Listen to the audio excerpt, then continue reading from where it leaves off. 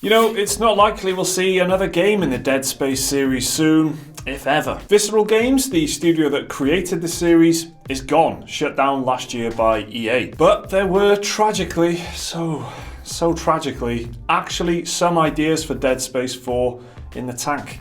The first Dead Space came out in October of 2008. It was an excellent game, receiving widespread critical acclaim and reaching 89% on Metacritic on the 360 based on 79 reviews. And that did actually come as a bit of a surprise to some in the industry who were anticipating a cheap sci-fi knockoff of Resident Evil 4. Created by Visceral Games, then called EA Redwood Shores, it gained gushing reviews from critics who praised it for its nail-biting experience and its artistic and narrative direction. Dead Space 2 and 3 followed, both games which split opinions for different reasons and neither quite capturing the majesty of the original. Dead Space 3 in particular was derided by fans and critics for essentially missing the point, failing to see what was so great about the first game, shifting the focus more towards sci-fi action and less towards sci-fi horror. The Metacritic score for that game was 78 or lower depending on the platform, falling well below the heady heights of the original. One of the more notable negative reviews at the time came from Video Gamer, who awarded it just 5 out of 10, calling it a really substandard horror game, devoid of ideas and obsessed with making even the exciting seem boring. That game came out in 2013 and was pretty much the last we saw in the series. To be fair though, Video Gamer gave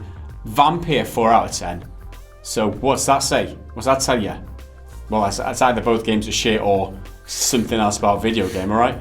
The story of what actually happened with Dead Space 3 was actually covered in a video by Chris Pratt, and there'll be a link in the description to that if you want to see it. We have covered it previously on the channel, but it does go into great detail about what actually happened with Dead Space 3. And the gist of it is basically that the developers wanted to make something that was darker, deeper than Dead Space 2, and it just transformed into something that wasn't that, because simply put, EA weren't set up to market and make a success out of a horror game, out of more of a horror game, and then it just became this big Call of Duty 4 inspired blockbuster instead. Shit, you mean? Shit is what I mean. It became shit.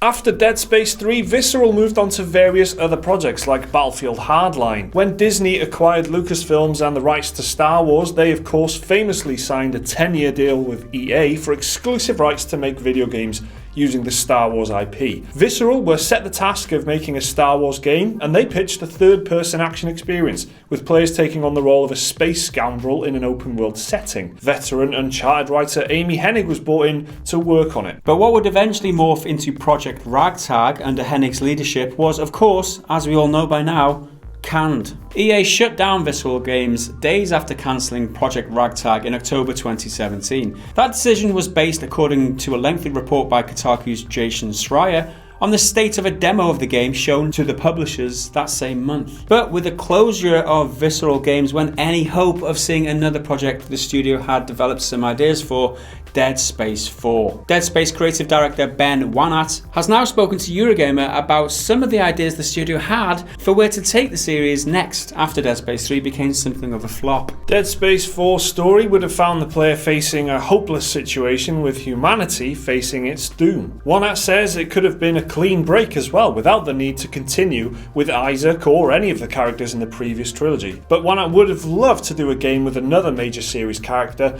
Ellie, as the protagonist, which he had in fact imagined as the lead in Dead Space 4. The core idea in gameplay terms was an evolution of the fairly open flotilla section of Dead Space 3, where the player could float out into space and enjoy some fairly open-ended gameplay. Here's Wanat's explanation to Eurogamer, quote, "The notion was you were trying to survive day to day against infested ships, searching for a glimmer of life, scavenging supplies to keep your own little ship going, trying to find survivors. We would have finessed a lot of existing mechanics. The flotilla section in Dead Space 3 hinted at what non-linear gameplay could be, and I would have loved to go a lot deeper into that. One simple evolution would have been more involving experiences when it comes to fixing things in the world, rather than just moving wires around in a simple minigame." Now that would have been the core of the game. I don't know if you remember Dead Space 3, but there was a bit in it where you could just kind of go out and there was a few ship wrecked pieces out in space, and there's just this big aftermath of some explosion or whatever out in space. I can't exactly remember, but you can float around and you could go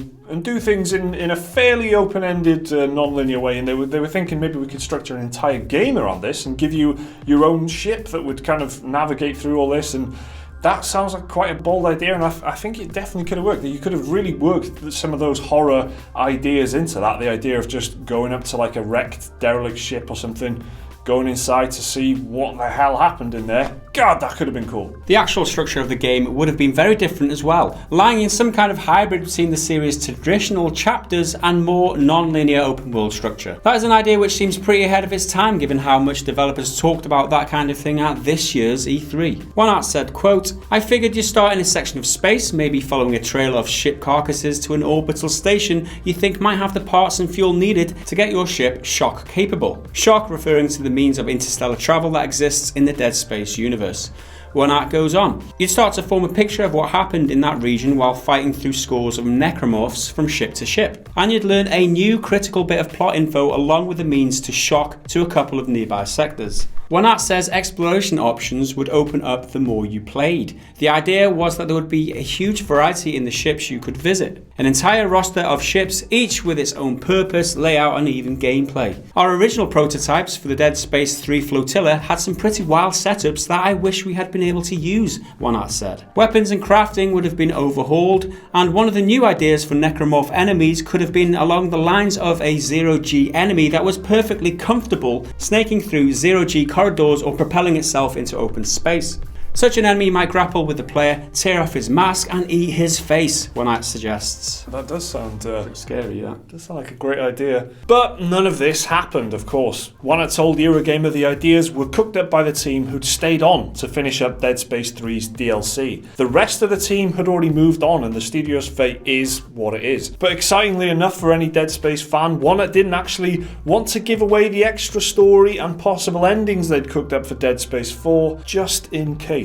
Quote, "I don't want to give away the lore, but I will say that we spent a bit of time working out the origin of the necromorphs and what purpose humans held in this dark universe. Would players find a way out of the necromorph apocalypse? I'd say yes, but they might be sorry they did. Sometimes you're better off with the devil you know. I think the Dead Space universe is a solid piece of original IP. It's a big enough space for sequels, new stories and new ideas. You never know. Someone might look back at the old EA catalogue one day and say, whatever happened to Dead Space?